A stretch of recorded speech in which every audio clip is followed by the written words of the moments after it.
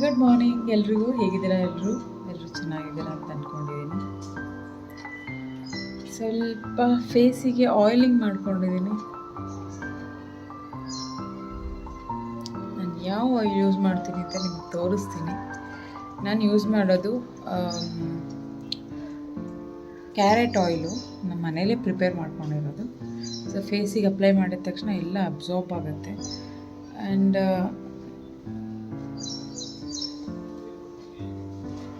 ಫೇಸಲ್ಲಿರೋ wrinkles ಎಲ್ಲ ಹೋಗ್ತಾ ಬರುತ್ತೆ ನೋಡಿ.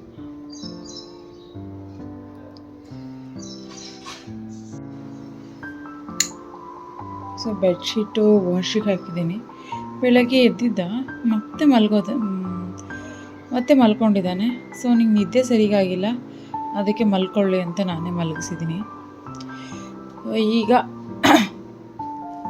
9:30 ಆಗಿದೆ. ನಾನು ಎದ್ದಿದ್ದು ಲೇಟು, 8 o'clock ಎದ್ದೆ. ಆಮೇಲೆ ಅವನು ಟಾಯ್ಲೆಟ್ ಮಾಡ್ಕೊಂಡಿದ್ದ, ತೊಳೆದು ಅವನಿಗೆ ಮಲಗಿಸಿ ಸಾಕಾಯಿತು. ಈಗ ತಾನೇ ನಾನು ಕೆಲಸ ಶುರು ಮಾಡಬೇಕು. ಮಲಗಿ 7 ಅಷ್ಟೊತ್ತಿಗೆ ನಾನೆಲ್ಲ ಕೆಲಸ ಆಗುತ್ತೆ. ಸೊ ಕಸ ಗುಡಿಸ್ಕೋಬೇಕು, ಬಟ್ಟೆ ವಾಶ್ ಹಾಕಿದ್ದೀನಿ.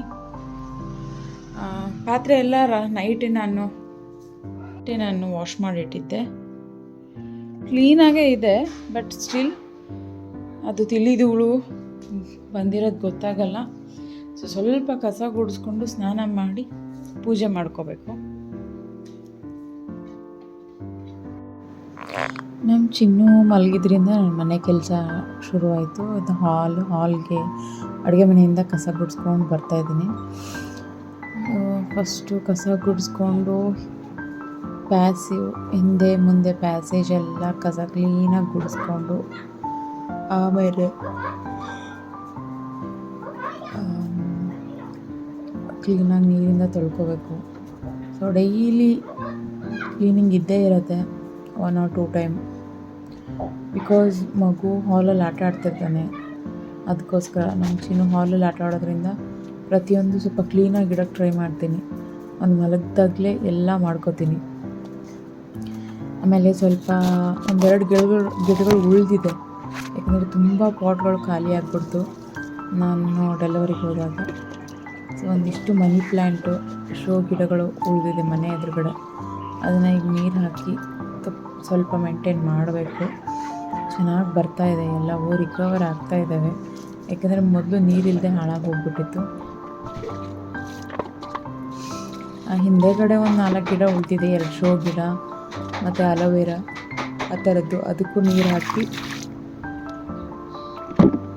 ಹಿಂದೆಗಡೆ ಪ್ಯಾಸೇಜ್ಗೆ ಎಲ್ಲ ನೀರು ಹಾಕಿ ನೋಡಿ, ನಮಗೆ ಗ್ರೀನಾಗಿ ಎಷ್ಟು ಚೆನ್ನಾಗಿ ಕಾಣ್ತಾ ಇದೆ ಬಳ್ಳಿ. ಸ್ಟಾರ್ಟಿಂಗು ಏನೂ ಇರಲಿಲ್ಲ, ಅದು ಈಗ ಎಷ್ಟು ಚೆನ್ನಾಗಿ ಚಿಕ್ಕೊಂಡಿದೆ.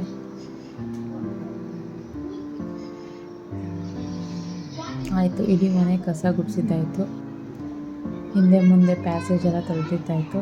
ಚೀನು ಅಷ್ಟೊತ್ತಿಗೆ ಎದ್ದ ನೋಡಿ, ಸ್ನಾನ ಆಗಿದೆ, ಬಟ್ಟೆ ಹಾಕೊಳ್ಳೋಕೆ ಒಲ್ಲಂತೆ ಆಟಾಡ್ಕೊಂಡು ನಿಂತಿದ್ದ. ಇವತ್ತು ರೈಮಂಡ್ ಯಾಕೆ ತೋರಿಸ್ತಾ ಇದ್ದೀನಿ ಅಂತಂದರೆ,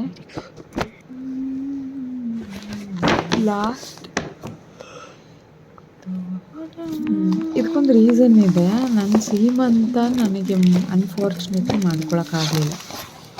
ಯಾಕೆಂದರೆ ನನಗೆ ಪ್ರೀಮೆಚ್ಯೂರ್ 8 ಮಂತ್ಸಲ್ಲಿ ಡೆಲಿವರಿ ಆಗೋಯಿತು. ಸೊ ನಮ್ಮ ಸೀಮಂತಕ್ಕೆ ಅಂತ ರೈಮಂಡ್ ಶಾಪಲ್ಲಿ ಬಟ್ಟೆ ಹೊಲಿಯೋಕ್ಕೆ ಹಾಕಿದ್ವಿ.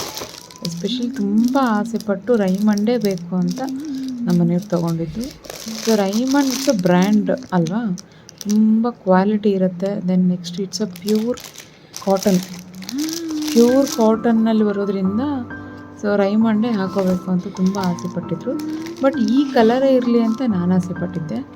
ಸೊ ನೋಡಿ, ಬಿಲ್ಲು ಅದೆಲ್ಲ ನೋಡಿದವಾಗ, ಸೊ ರೈಮಂಡ್ ಶಾಪಲ್ಲಿ ತೊಗೊಂಡವಾಗ ಇದು ಬರೀ ಜಸ್ಟ್ ಸ್ಟಿಚ್ಚಿಂಗಿಗೆ ನಾನು ತೋರಿಸ್ತಾ ಇದ್ದು 1200 ಸ್ಟಿಚ್ ಮಾಡೋದಕ್ಕೆ.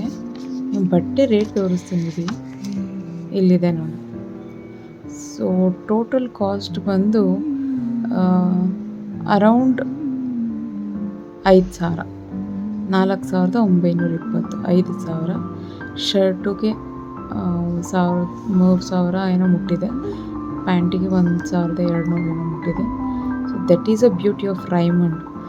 ಆ್ಯಂಡ್ ಪ್ಯಾಂಟ್ ಬಟ್ಟೆ ತೋರಿಸ್ತೀನಿ ನೋಡಿ, ಎಷ್ಟು ಸ್ಮೂತಾಗಿದೆ, ಎಷ್ಟು ಚೆನ್ನಾಗಿದೆ ಅಂತ. ಸೊ ಫಸ್ಟ್ ಟೈಮ್ ರೈಮಂಡ್ ತೊಗೋತಾ ಇರೋದು ನಾನು. ಕ್ವಿಕ್ಕಾಗಿ ಶೇಂಗಾ ಸಾರು ಮಾಡೋಣ. 1 ಟೊಮೆಟೊ ಹಚ್ಕೊಂಡಿದ್ದೀನಿ, ಅರ್ಧ ಈರುಳ್ಳಿ, 1 ಗೆಡ್ಡೆ ಬೆಳ್ಳುಳ್ಳಿ, ಕೊತ್ತಂಬರಿ, 4-5 ಹಸಿಮೆಣ್ಸಿನ್ಕಾಯಿ. ತುಂಬ ಖಾರ ಇರುತ್ತೆ, ಅದಕ್ಕೆ ನಾನು ಇಟ್ಕೊಂಡಿದ್ದೀನಿ.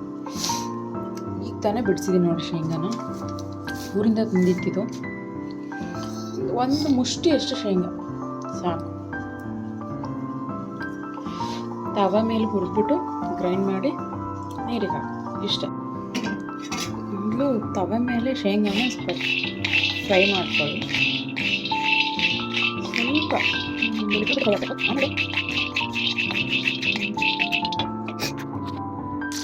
ಶೇಂಗಾ ಸ್ವಲ್ಪ ಫ್ರೈ ಆದಮೇಲೆ ಅದಕ್ಕೆ ಸ್ವಲ್ಪ ಎಣ್ಣೆ ಹಾಕ್ಕೊಳ್ಳಿ. ಎಣ್ಣೆ ಹಾಕ್ಕೊಂಡು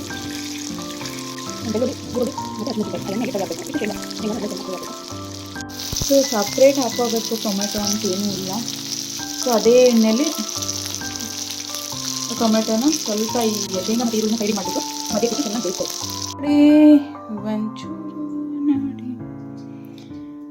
ಮೊದಲೇ ನೀರಿಗೆ ನಾವು ಹಾಕ್ಕೊಂಡಿರೋ ಥರ ಉಪ್ಪು ಬೆಲ್ಲ ಹಾಕ್ಕೊಂಡು ಇಟ್ಕೊಂಬಿಡಿ. ಇಷ್ಟು ಫೈನ್ ಪೇಸ್ಟ್ ಆಗಬೇಕು. ಸಾಂಬಾರು ಚೆನ್ನಾಗಿರುತ್ತೆ.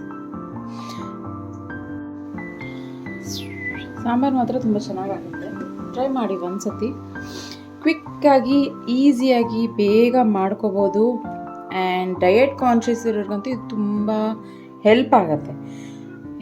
ಏನು ಅಂದರೆ ಎಣ್ಣೆ ಕಡಿಮೆ ಹಾಕ್ಕೊಳ್ಳೋದು, ಸ್ವಲ್ಪ ಮಸಾಲೆ ಎಲ್ಲ ಹುರಿಯೋದಕ್ಕೆ ಸ್ವಲ್ಪ ನೀರು ಇಟ್ಕೊಂಡು ಸಾಂಬಾರು ಕನ್ಸಿಸ್ಟೆನ್ಸಿಗೆ ಸಾಂಬಾರು ಮಾಡ್ಕೋಬೋದು. ನಾನು ಸ್ವಲ್ಪ ತೆಳು ಮಾಡಿದ್ದೀನಿ, ನೀವು ಬೇಕು ಅಂದರೆ ಅದನ್ನು ಗಟ್ಟಿಯಾಗಿ ಮಾಡ್ಕೋಬೋದು. ನಿಮಗೆ ಹೆಂಗೆ ಇಷ್ಟ ಸಾಂಬಾರನ್ನ ಗಟ್ಟಿಯಾಗಿ ನೋಡಿ. ಈ ಥರ ಉಕ್ಕು ಬರುತ್ತಿದ್ದು ಸ್ವಲ್ಪ ಸಿಮ್ಮಲ್ಲಿ ಇಟ್ಕೊಂಡು ಈ ಥರ ಕೈ ಆಡಿಸ್ತಿರ್ಬೇಕು. ಒಂದು ಕುದಿ ಬಂದಮೇಲೆ ಉಪ್ಪು ಬೆಲ್ಲ ಸ್ವಲ್ಪ ರುಚಿಗೆ ನೋಡ್ಕೊಳ್ಳಿ. ಹಾಕೊಳ್ಳೋರು ಇದಕ್ಕೆ ಹುಳಿನೂ ಹಾಕೋತಾರೆ. ನಾನು ಸ್ವಲ್ಪ ಟೊಮೆಟೊ ಹಾಕಿರೋದ್ರಿಂದ ಬೇಡ, ಸಾಕು ಹುಳಿ ಇಷ್ಟಕ್ಕೆ. ಸೊ ನಮ್ಮ ಅಡುಗೆ ಇವತ್ತು ರೈಸು ಮತ್ತು ಶೇಂಗಾ ಸಾರು, ಸಂಡಿಗೆ ಕರಿತೀನಿ.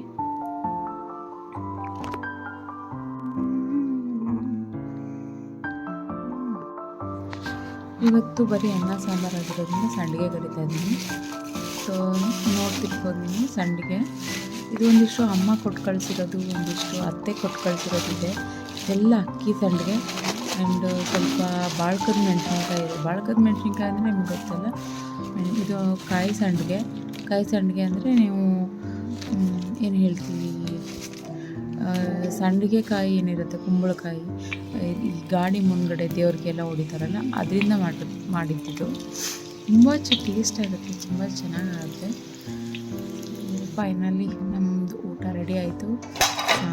ಅನ್ನ, ಶೇಂಗಾ ಸಾರು ಮತ್ತು ಹಪ್ಪಳ, ಸಂಡಿಗೆ, ಉಪ್ಪಿನಕಾಯಿ, ಮೆಣಸಿನ್ಕಾಯಿ ಎಲ್ಲ ಹಾಕ್ಕೊಂಡು ಸಖತ್ತಾಗಿ ಊಟ ಮಾಡಿದ್ದಾಯಿತು.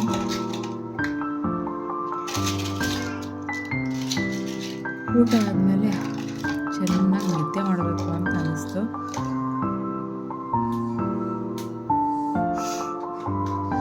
ಸೊ ಮಲಗಿ ಎದ್ದ ಮೇಲೆ ಟೈಮ್ ನೋಡಿ ಸೀದಾ ಹೋಗಿ ಕಸ ಗುಡಿಸ್ಬಿಟ್ಟು ದೀಪ ಹಾಕ್ತಾ ಇರೋದು.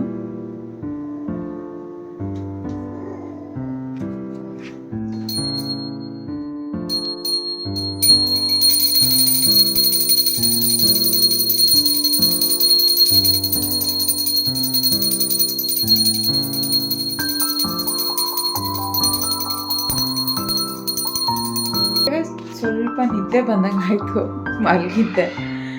6:30 ಎಚ್ಚರ ಆಗಿದೆ. ಈಗ ದೀಪ ಹಾಕ್ತಾ ಇದ್ದೀನಿ. 6:45 ಆಗಿದೆ ಆಲ್ರೆಡಿ. ಕಸ ಗುಡಿಸ್ಬಿಟ್ಟು ಹೊರಗಿನ ಕಸ ಹಾಕ್ಬಿಟ್ಟು ಈಗ ದೀಪ ಹಾಕಿದ್ದು. ನನ್ನ ಜೊತೆ ನನ್ನ ಚಿನ್ನು ಮಲಗಿದ್ದ. ಹಾಯ್ ಚಿನ್ನು, ಚಿನ್ನು ಚಿನ್ನು ಫೋನ ಬಂಗಾರ, ಚಿನ್ನು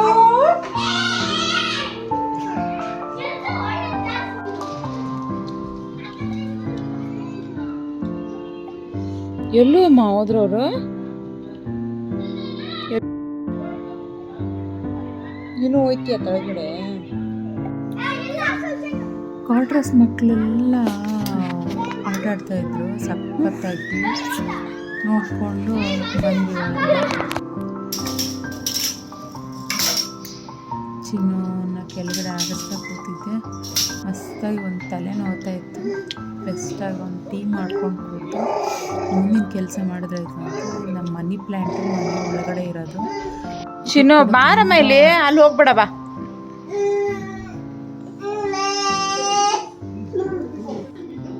ಓಯ್ ಚಿನ್ನು, ಚಿನ್ನ ಚಿನ್ನ ಇವತ್ತಿನ ವ್ಲಾಗ್ನ ಚಿನ್ನ ಮುಗಿಸ್ತಾ ಇದ್ದೀನಿ. ಸೊ ಮತ್ತೆ ನಾಳೆ ಒಂದು ಒಳ್ಳೆ ವಿಡಿಯೋ ಜೊತೆಗೆ ಒಳ್ಳೆ ಮೆಸೇಜ್ ಒಟ್ಟಿಗೆ ಬರ್ತೀನಿ. ಬಾಯ್ ಬೇಬಿ.